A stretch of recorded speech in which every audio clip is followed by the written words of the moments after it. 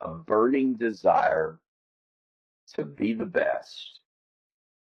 He hasn't been afraid of being on campus at the University of Alabama, where football will always be king. And there's nothing wrong with that. Being the prince is pretty good. It's a pretty good life.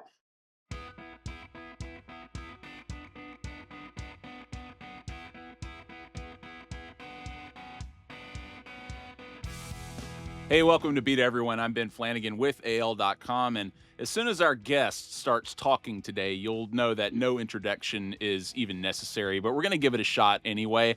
He's the voice of the Alabama Crimson Tide. He sat behind a microphone for 3 decades, including well over a decade's worth as the voice of Alabama basketball. He was a sideline reporter for football for years. He hosted the Nick Saban Show post-game broadcast, and he's hosted Hey Coach for years too. And now he's the play-by-play announcer for the Alabama football radio broadcast for the Crimson Tide Sports Network. And he's about to head to Cleveland for March Madness. You know who he is. We are big fans of this guy. Chris Stewart, welcome. Thank you so much for doing this.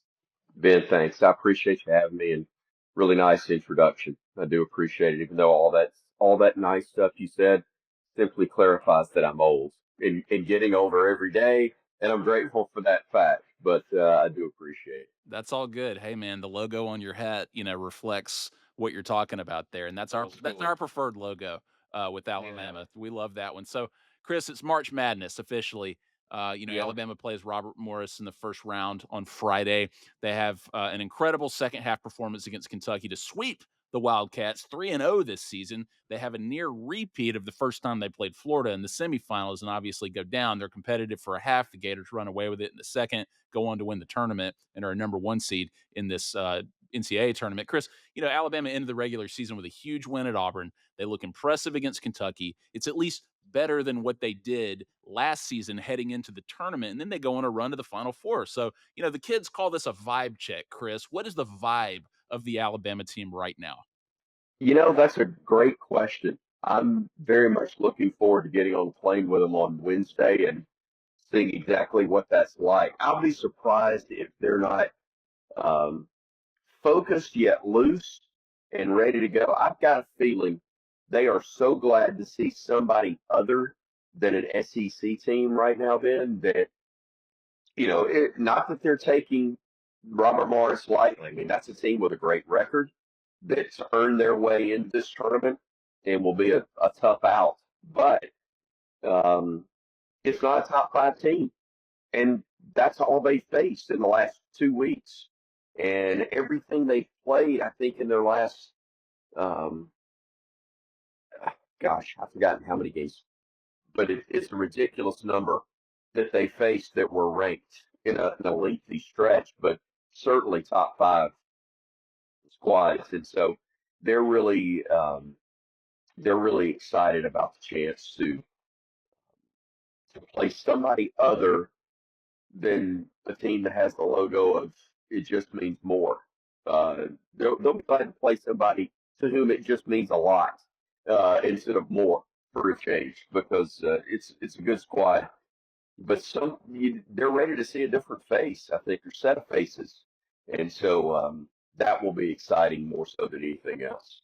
Man, that's such a great point, right? Because 14 teams from the SEC make the tournament. I mean, I think that's history made, if I'm not mistaken. Just Mhm. an incredible number. And, the reason I think Alabama did so well last year, kind of unexpectedly, was because of the competitive conference, but obviously the non conference schedule they played too. I think they were battle tested going into March. I think they had seen everything. Like they had played competitive teams all year. They had lost close games against a lot of those teams, but they had been competitive against just about everybody. I think the same is true this year, if not even more so, because of the level of conference play this year. I mean, do you think that there's some substance there that their schedule is so hard? They've played so many great conference teams that they're sort of poised to make. I mean, things happen in March, Chris. You know that better than anybody, but they do seem kind of poised to play just about anybody this year. They will have faced everything in terms of style of play, talent, and it's among the things that makes Nate Oates so good is that he's not afraid of a challenge. He goes out and gets the best roster that he can to fit what he wants to do. A great staff, He manages all of it incredibly well. And I think the fact that they're able to face that and succeed against it. And part of not being afraid of a challenge means you're not afraid to fail. And they have on occasion, but they try to get, like anybody, they try to get better from it. And this record they put together is more than a little bit impressive. Um, to to finish in the top four in this league, and said this to Andy Burcham, uh, you guys at Auburn had the best record in the best season in the history of the SEC in what was based on NCAA bids, the best league in the history of college basketball. But Alabama won on their floor on senior day. Granted, we lost at home to them as well. The point simply being that at their best, Alabama can be the best. The key is finding a way to do that 6 consecutive ball games, or at least getting through the first one or two when you're not at your best, so that you can survive and get to those remaining 4 games where you better be your best. And if they are, then they could do something that no Alabama team has ever done. If they um, fail to do so, then this is a tough enough draw in terms of the bracket that they may not have as lengthy a run as they did last year. And again, it's incredible. I was just thinking about, uh, I'm not surprised because I had breakfast with Nate Oats the day after the Final Four last year. And he was already at that moment talking about the Final Four again. So to have him in the press conference yesterday talking about anything shy of a Final Four will be a disappointment. Again, let that soak in. We never been to one until last year. And tons of new faces on the roster for this year. And some key components, most notably Latrell Reisel, that's not available because of injury. Um, and a 5-star recruit in Darion Reed, who's, only played, 3 minutes in the last month and a half. So there's uh, there's a ton to be excited about. Not just what lies ahead in the next, hopefully, 3 weeks, but for what Alabama basketball looks like, period. Because of what he's done and the fact that Greg Burns done an amazing job contract-wise, making sure Nate has what he needs personally to be happy, but professionally to be happy as well, where he can stay put and accomplish all the things he wants to career-wise. Yeah, I mean, you make a great point about Alabama's depth, right? Because going into this season, Oates built a championship roster.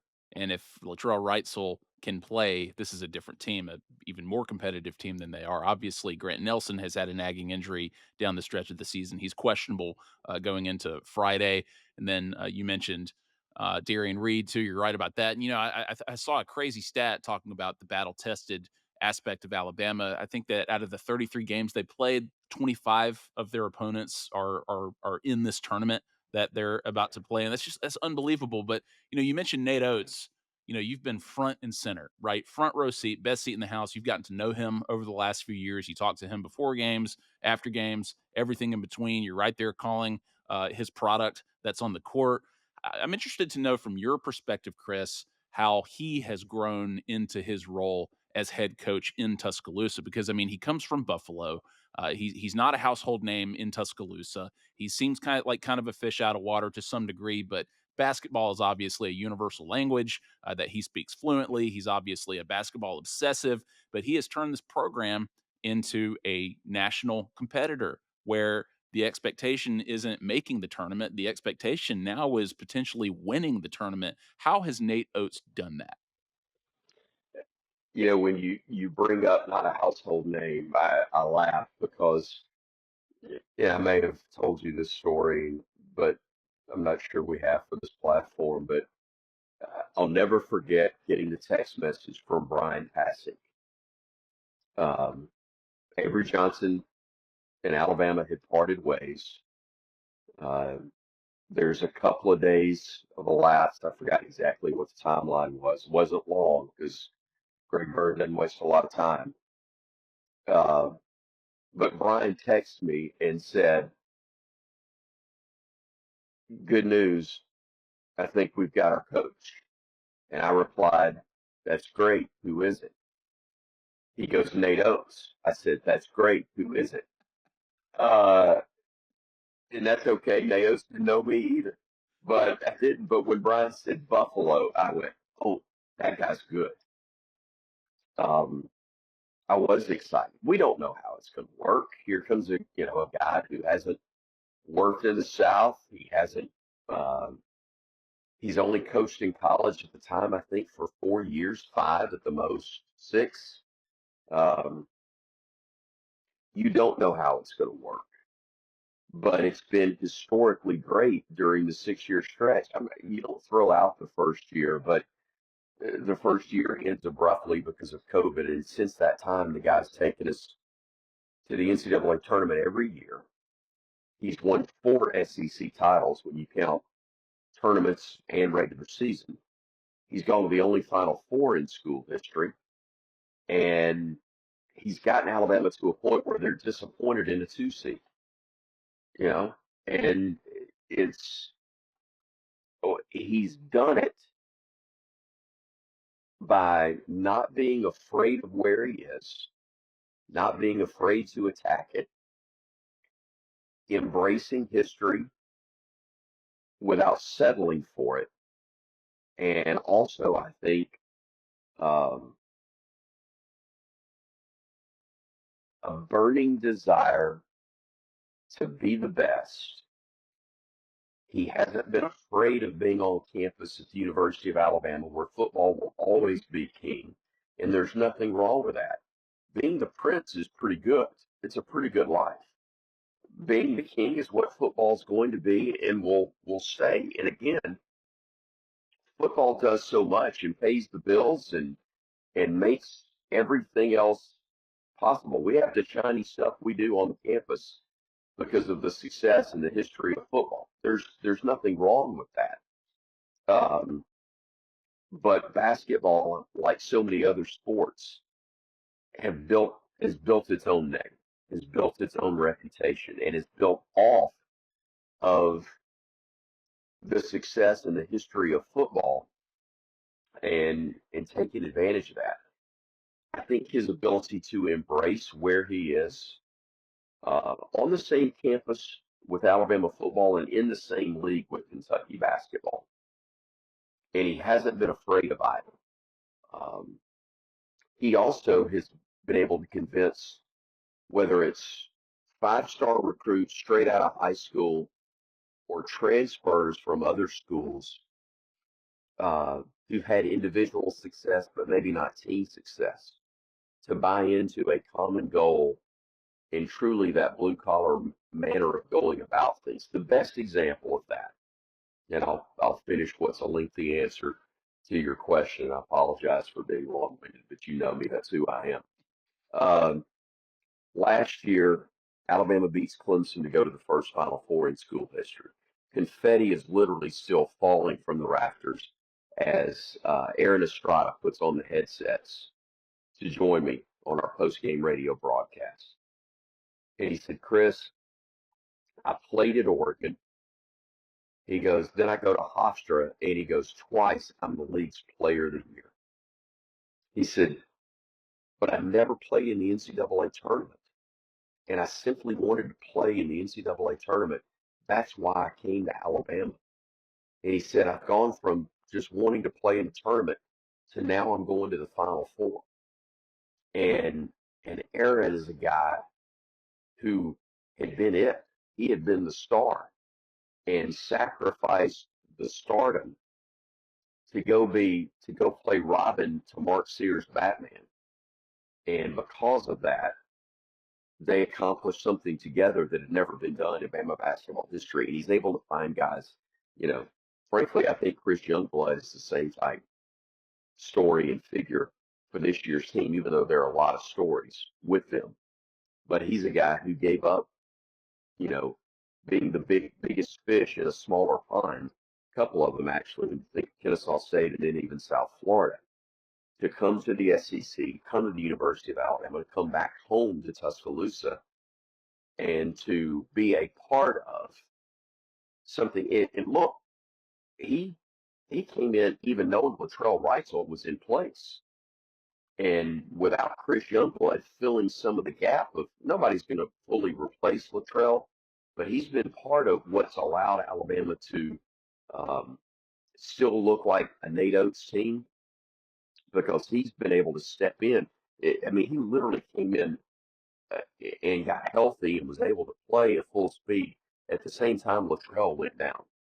And I don't want to think about what this might have looked like without Youngblood as a replacement part, if you will, for Latrell.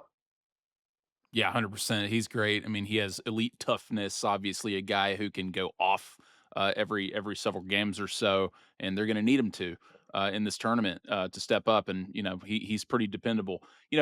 You mentioned Mark Sears, right? Like these guys playing Robin to Mark Sears Batman, and Mark Sears was a guy who was playing Robin to Brandon Miller's Batman at one point. And this guy just emerged as one of the best players in the nation. I think like it's not unfair to say that there wasn't an expectation that he would do that. I mean, people saw Mark Sears as a contributor, as a very good player, but he has just leveled up year after year now, and he has become one of the best players in Alabama basketball history. It's not questionable at this point. And so I wonder, about Mark Sears' legacy, and hopefully he has several more games to play here at Alabama. But you look back at Brandon Miller and Herb Jones and Colin Sexton and these guys who are playing at the next level, and maybe Mark Sears will do the same. But it seems like even if he doesn't, he's somebody who's going to have a pretty special place at Alabama for years to come, wouldn't you say? No question. Not only what he's done individually, but again, being a major part of what we said was the first ever Final Four team. Alabama kid came back to the state, and I don't remember for certainty, but as you were talking, I was thinking, okay, he moved past on Friday Jerry Harper into fourth on the all-time list in Bama basketball history in terms of scoring. And if I'm not mistaken, Jerry Harper only played 3 years because freshmen weren't eligible at that time, and no three-point line. So that's pretty amazing. But still, here's Mark, who's only done it in 3 years in Alabama. Then he moves the next day into a more modern name, but Buck Johnson. I mean, Buck is. I don't know if he's that Mount Rushmore of Bama basketball, but he's he's on the next level if he's not. So, Mark is truly putting his name there with the best of all time. And again, I think about it just a 3 year deal, and with some of the other guys that he's played with, where he hasn't had to. There are a couple of guys that were on the scoring list that I think of, and I don't mean any disrespect towards them, but they were about the only major offensive option at that particular time, which can make it more difficult to score because the other team knows, hey, if we can shut you down, then we're going to win. Um, and those guys still managed to get their shots and get their points at a historic rate. But Mark played with some elite scorers, and he still is able to put up those type numbers and still get team goals accomplished at a rate that we just hadn't seen. I mean, 2 years ago, his first year, not only is he second only to Brandon Miller in scoring, but we're the number one national seed for the only time in program history. And if we don't have to draw San Diego State, who turned out to be the second best team in the country, we may go to the national title game ourselves. So historically terrific there on that team. Last year leads a team that finished fourth or was the fourth seed, but still got to the Final Four. And this year they're a two seed, and it's considered a disappointment Um, and here they are, back again. And I'm just thrilled for him, All-American status, and a guy that can claim individual honors while still helping the team achieve greatness is very, very special. And it's why I'm so hopeful. It's among the reasons why I'm so hopeful that he's able to get this group to a Final Four and beyond once again. Well, we're so excited about Alabama in the tournament again, and I mean, it's just to be a 2 seed. I mean, everybody needs to check that expectation and feeling like I know as somebody who's watched Alabama basketball my entire life, if Alabama is consistently a 2 seed, that's like heaven on earth, in terms of being an Alabama basketball fan. And last year, I mean, listen, I don't think many people thought that a Final Four would ever happen in their lifetime. It hadn't happened up to that point. So I think it's fair to say that people were justly skeptical in some ways, but they had obviously had a lifetime of hope, being season ticket holders every year and hoping that they would reach that point. But it's awesome to listen to you on there, Chris. We can't wait to watch the first round on Friday. If you'll indulge me before we have a little fun here, Chris, I have a couple of football questions for you, if that's Sure, okay. absolutely. So, Chris, you took over obviously on a permanent basis as the play-by-play man for the football team, and I'm just curious your assessment in that chair, right? This past season in that role. You've done it before, obviously. Like this wasn't your first time being the play by play man, but obviously, our pal Eli Gold left and you took over. What was it like being the play by play man in DeBoer's first season, but just as the Alabama football announcer? I mean, that was that a big jump knowing that look, like I'm the guy now? It was very surreal. Um, I was honored to uh, be asked to fill in for Eli the season that he was sick. Um, it was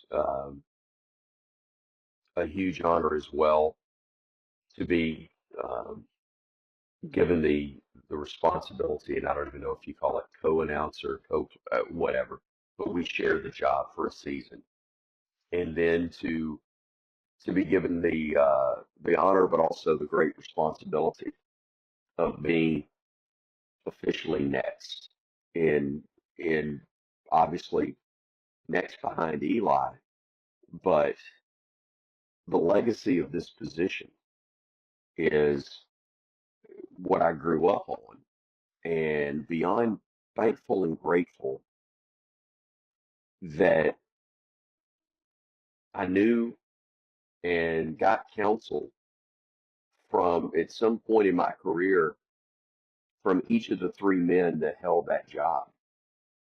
Um, Getting to know John Forney late in his life and to talk with him about broadcasting and have him encourage me when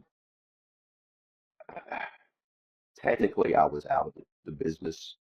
Um, my very first job out of college, I'm working for a newspaper. I couldn't find a broadcasting job.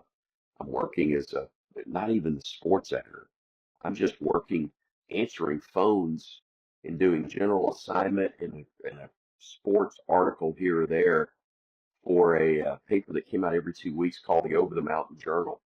And one of my assignments is interviewing John Forney about something unrelated to sports, where at the end of a conversation, I did something very unprofessional and asked him if he would listen to a cassette tape and then have John, as he insisted I call him. I still want to call him Mr. Forney, but he insisted I call him John. Um, to have him not only kindly uh, accept my request, but to literally listen to the tape and to call me back and offer some very encouraging words that meant the world to me. Um, and to get to tell him that I was getting to uh, to get to do some college broadcasting when UAB gave me my first opportunity as their sideline reporter and as a fill-in guy for Gary Sanders when he would slide over and do television. Um, to get to tell him that before he passed away was very special to me. Paul Kennedy, who followed John um, to become a friend and a mentor in the business, and to give me advice on being the next to follow a legend. Um, he understood my position better than anyone possibly could, and was and has been great to me. And then the honor of being next behind um, somebody I literally had listened to um, since I was a child. I listened to Eli do Birmingham Bulls hockey, Barons games, all of the things he's done in Birmingham. I've joked that my first time that I was on radio in Birmingham, I was 14 years old and I was answering a trivia question that Eli asked as part of TC and John Ed's legendary morning show. Um, so that was the first time, as I said in jest, that I was on air with Eli. It was when I was 14 and answering the trivia question, what's the official name of a soccer field? And I knew it was a pitch. Um, to go from that to being a guy who got a chance to literally sit shoulder to shoulder with him in the booth and get to work for so many years before I was given that responsibility of following. And I had intentionally, every time we've talked about this, said follow, not replace, because Paul Kennedy couldn't replace John Forney. Uh, John then came back for a year and did the job before Eli followed him, because you can't replace John. Two guys tried, but they don't replace John, and I can't replace Eli. I never will. His his legacy is cemented as it should be with Alabama fans, and those memories, those thoughts of him, uh, hearing Eli's name and thinking voice of the Crimson Tide, um, will always be there, and that's the way it should be because he earned that. But um, somebody has to be next, just like somebody always has to be next as a coach. Somebody always has to be next as a player. Somebody's got to broadcast the games, and I am beyond honored and flattered that I'm the one who was given that chance, because I've listened to Alabama broadcasts literally my whole life, and to think that I'm now the voice, and that there may be a kid listening somewhere, uh, hearing my voice, that will one day have a chance to occupy that seat, is really cool and really special. And I can only hope that I continue a standard that was set by the men who held that position before me. That's great perspective, Chris. Appreciate you sharing all that. It's a really rich and amazing history when it comes to Alabama broadcasting. It's been fun to watch and listen to. You mentioned somebody has to be next. My last football question for you: Kalen DeBoer was obviously next. People in Tuscaloosa and beyond obviously didn't want there to be a next. They wanted Nick Saban to stick around forever, but the time was going to come, and it obviously did after that Rose Bowl. And Kalen DeBoer stepped in, and you joked earlier or remarked. I don't think it was a joke. I think you're right at this point that people were disappointed with a 2 seed. There's kind of like a similar disappointment, right? Where like Alabama doesn't make the playoff, or they only have 9 wins in a coach's first season, which elsewhere would be celebrated, right?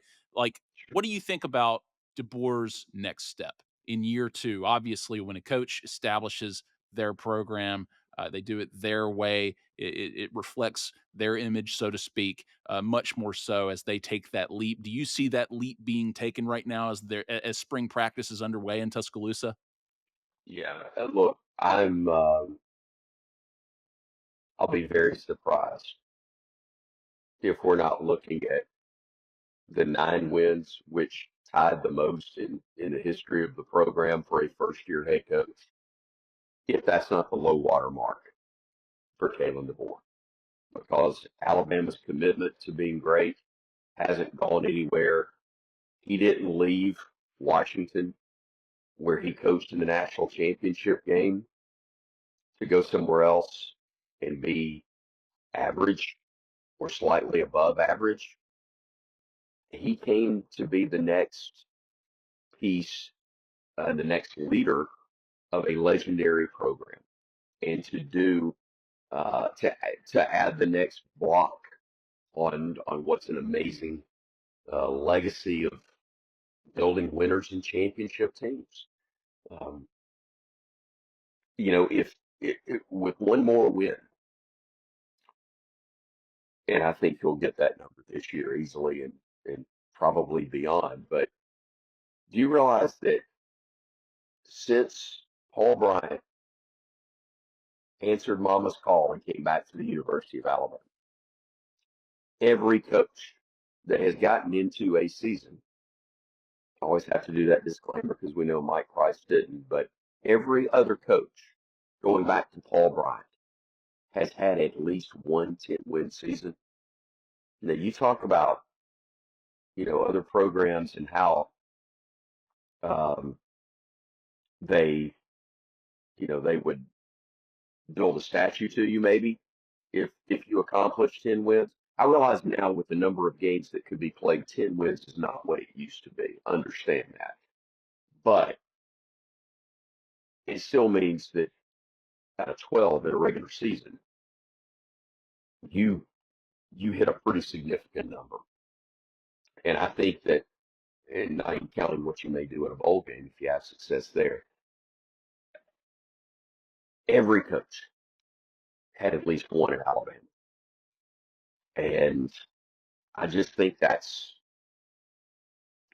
there is nothing that I have seen in this year or in the resume of Kalen DeBoer that indicates he won't have championship level football at the University of Alabama much sooner than later.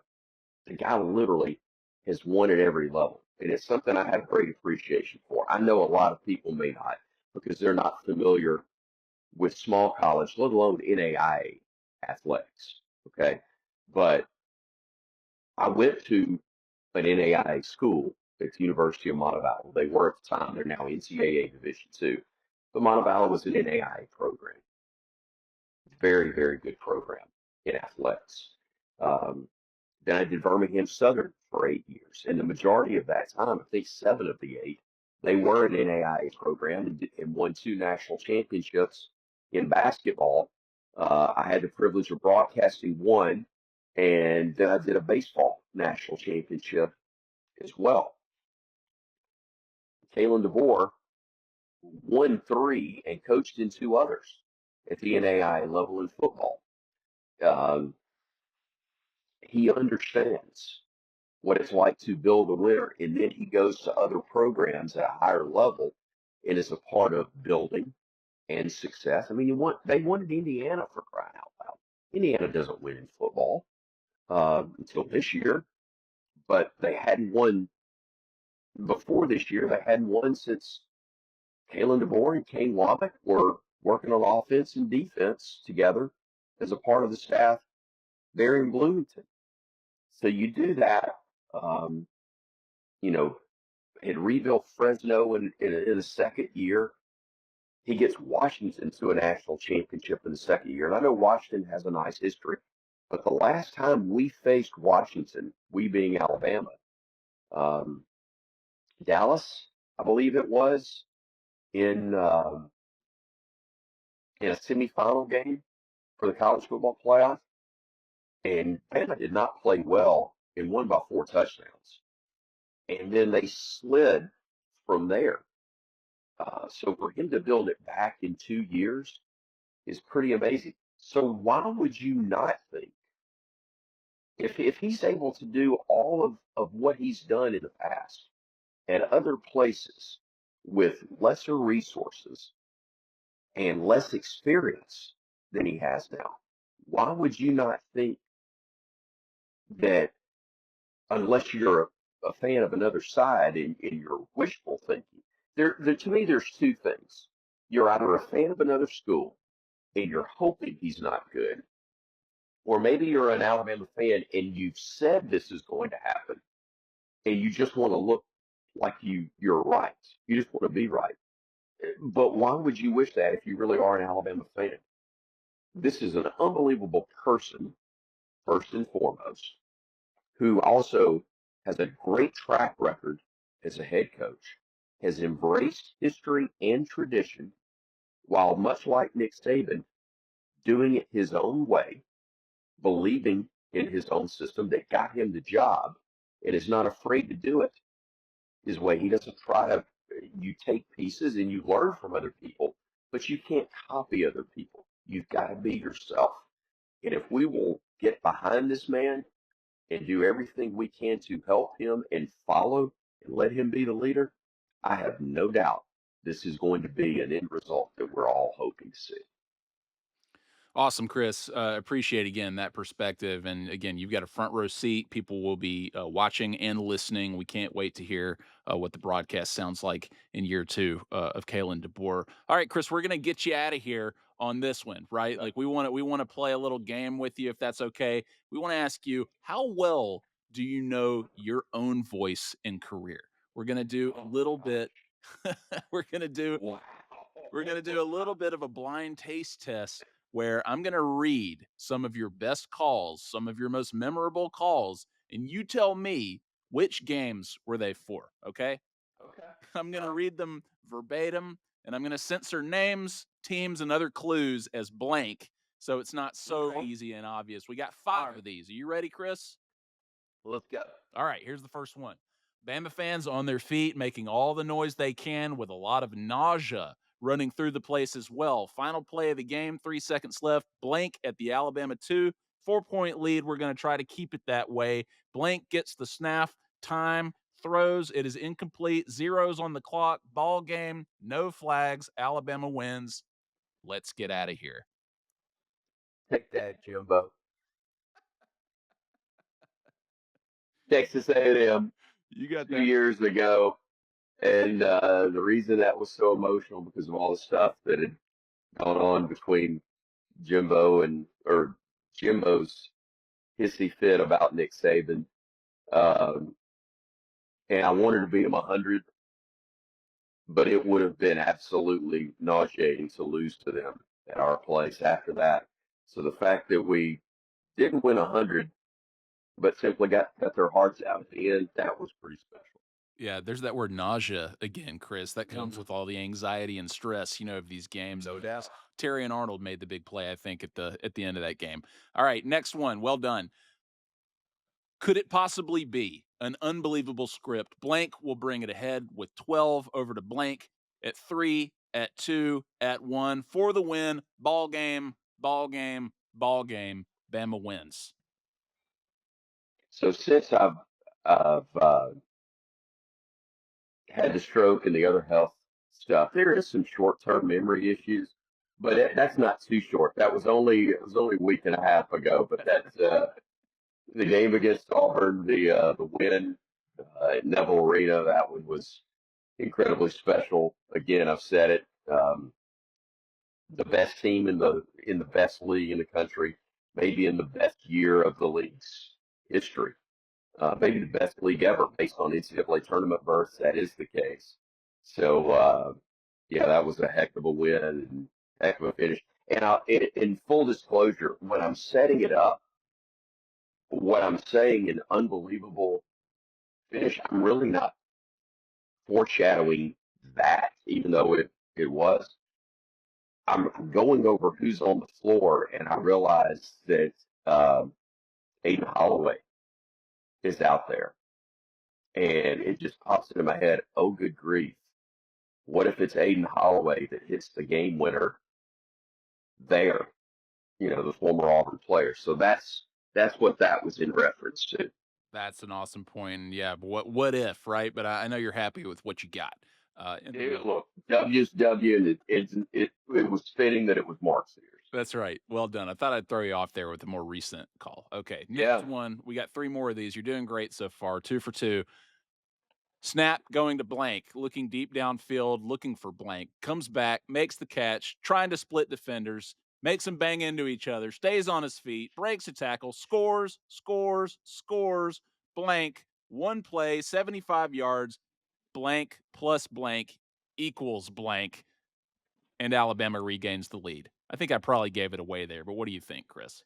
You did, and Too many blanks. Again, because I didn't have to go too far back in the memory bank there. I had it fairly early, but yeah, um, Ryan Williams catch, an unbelievable run after a pretty nice throw from Jalen as well. Again, it's amazing if Bama doesn't get the pick at the end of that game, that call never happens. I mean, excuse me, not that call never happens, but that call is never remembered because Bryce Young had a play against LSU in the game we lost when they went for two. I've forgotten what the call was, um, but it's one of those where in the back of my mind, going, thank goodness you got it right. You kind of did it justice, but ain't nobody going to play it because you didn't win the ball game. And that's part of, my profession is that you can't plan for the moments. You can't. You don't know when the moment's going to come. You don't know what the script is actually going to be. Um, so you can't plan. You just call it and you open your mouth and you hope you get it right when you do. But you also don't have any control over winning or losing. So I can technically, from a broadcaster's perspective, call a phenomenal ball game and do a great job on my broadcast. But if we lose by 4 in November in basketball, ain't nobody talking about that. It's just part of it. We have no control. You just hope you get it right in the moment. 100%. That's a great point. All right, two more, Chris. I think these will be pretty easy for you. All right, quote. We'll have to snap it just one more time. The celebration has begun on the Bama sideline. The celebration has begun in the stands, and it ain't far from happening here in the booth either. Blank taking the knee, and the white flag has been waved from the blank sideline. And what do you say, folks? Of course, let's get out of here. 2 years ago, SEC championship. You got it. Nailed it. Yeah, yeah, that was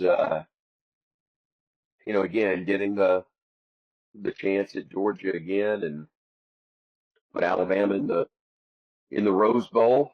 Ultimately, we didn't know it for sure when it happened, but felt pretty good about our chances. And then the unbelievable news the next morning that not just in you're going to Pasadena, and that was really special for me. I didn't get to go in 2009. So I guess 2010 Rose Bowl, but 2009 season, I didn't get to be there in person. Did the post game show from my basement, said goodnight at 2:30 in the morning. But to actually get to be there and do the play-by-play was unreal. Yeah, special. That was my first time covering a Rose Bowl too, and despite the result, pretty special place to be in person. Yeah. All right, Chris, last one here. We're gonna go a little further back into the memory bank. I don't think you'll have much of a problem here, but look. For my money here, I mean, you've had a lot of amazing calls. You're gonna have a lot of amazing calls. We know that, but this one is a stone cold classic. Here we go.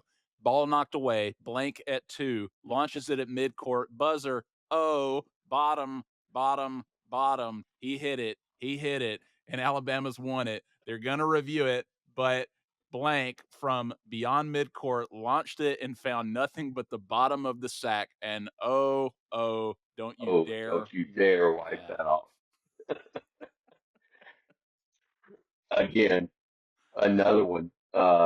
In the very brief backstory, Trevor Elliford's game winner to beat Georgia, last game of the regular season. Um, it kept our hopes of an NCAA tournament alive because during that stretch we lived on the bubble. It's not like now where you're a 1 or a 2 seed. It's are you in or are you not? And that kept our hopes alive. Thought we were going to get in after that one. Really, frankly, still disappointed that team didn't get to play in an NCAA tournament. But the backstory is we've been celebrating 100 years of Alabama basketball all season. That's the regular season finale where at halftime they introduced all the former managers, team docs, players, coaches that had ever played, been a part of the program that could be there and were honored at halftime. but there was going to be a reception and really a program after the game with all of those people. You get one guess who was going to be the MC for that. And you remember we led that game by 20 and let it get away in the 20 in the second half and let it get away. And I'm sitting there thinking, as Georgia's got the ball in a tie game and about to go for the game winning shot, oh man, I'm about to go, instead of being the MC for a party, I'm about to deliver the eulogy at a funeral. And all of a sudden, it goes from overtime at best to, dear Lord, we won that game in the most amazing fashion. And yeah, that's why the reaction was what it was. It was pure selfishness on my part, pure selfishness, but also the fact that it was Relly, who's one of my all-time favorite people, in addition to former players, had a ton to do with the reaction as well. Incredible. You know, Relaford, I'm saying like you, one of my all-time favorite players to watch. I think like the spirit of Relaford is alive and well in Mark Sears too, and just in terms of Yeah, like their ability to get to the rim, to put some type of English on it that I've never seen before. Relaford was just a maestro there. But as one quick follow-up, yeah, I mean, you say selfishness, but Chris, as an announcer in a moment like that, that seemed like an out-of-body experience for you. Like what comes over you emotionally, and obviously you're having to like relegate it to some extent professionally, like when you're saying things like you're screaming he hit it, you're screaming bottom, you're saying nothing but the bottom of the sack to you, like what's coming over you, because you got to control yourself enough to tell the story but also relay sort of like the energy and magnitude of what's happening in front of you. yeah. I'm uh, I'm really fortunate, and I joked about the stroke and the other health issues. It's among the things that I am so truly grateful for, that God not only spared my life in those instances, but I shouldn't be able to do what I'm able to do, um, based on what happened to me. I've seen so many people who have lost so much with strokes, um, with the other physical issues that I should have still had, and I did encounter for a while. People that, probably anybody that cares knows my story, or they can find it. I'm not going to bore you in this um, format with that, but it is an unbelievable gift from God that I can still simply say what I see and still tell a story with my true emotion in it. The responsibility is to tell the story, but I've never once been told that I have to be happy when Alabama loses, or I can't be excited when things don't go well or incredibly great. And in that particular moment, I remember vividly standing up. It's one of the few times ever that I've stood up from seated position while on the air. But we all did. The whole place went nuts. And that line at the end, oh, don't you dare wipe that off, is because while standing, I looked and saw out of the corner of my eye the officials. I forgot who the referee was, but was coming over to the monitor to review, to make sure he did what he was supposed to do. He was coming to the monitor to make sure that the ball had been released in time. And of course, looking back, it was perfect. The light goes off just as the ball, I think, is coming into the frame of the television. And you can see it. I mean, he clearly got that shot off in time. And you couldn't have been scripted any better the way it played out. But in that specific moment, there's all this excitement, there's this eruption, incredible chaos, and you realize, oh dear Lord, what if they wave it off? And so that's why I'm going, oh, oh, don't you dare wipe that off. And that's the part where I think I go from the emotion in the moment, I scream, you know, that it goes in. Then I try to back up and actually fill in the gaps of why the place is going nuts. And then I went back into fan emotion again of, oh, don't you dare wipe that off. So again, I try to relay the story of what's going on because radio is most people are driving down the road or can't see. There are some that are incredibly kind and try to sync up the radio with TV, and I'm flattered they go to that much trouble. But I know that I am the eyes for most of our audience because they're not able to see what's going on because they're simply listening on the radio. And if I don't tell them exactly what the details are, I can scream like crazy and they know something's happened, but they don't know what. So I need to, I mean, we all hate being left out of the story that's being told. And if I'm just screaming and yelling and you're hearing the crowd go nuts, you don't know what's going on and you feel left out. So I try to make sure I'm telling what's going on. But most of our audience are Bama fans. That's who I'm talking to. You know, it's fine if somebody else listens in. We're glad to have anybody listening, but the message is to Alabama fans. And so that's why I don't apologize for being excited when things go well and being disappointed or even mad when things don't, because that's who I'm speaking to. I'm one of them. I have been since I was a child. There's only been the rarest of occurrences when something good happened for Alabama that it didn't make me happy.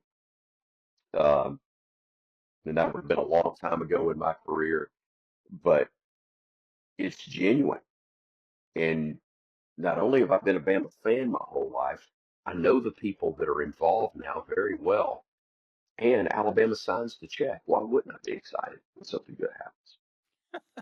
Good point there, Chris. And just a classic call. Absolutely appreciate the perspective on that and everything else that you shared here today. He is the voice of the Alabama Crimson Tide and obviously the eyes and the ears as well. Play-by-play announcer for football, basketball, a master of many ceremonies. We are huge fans. We're honored to have you on. Chris Stewart, thank you for doing this, sir.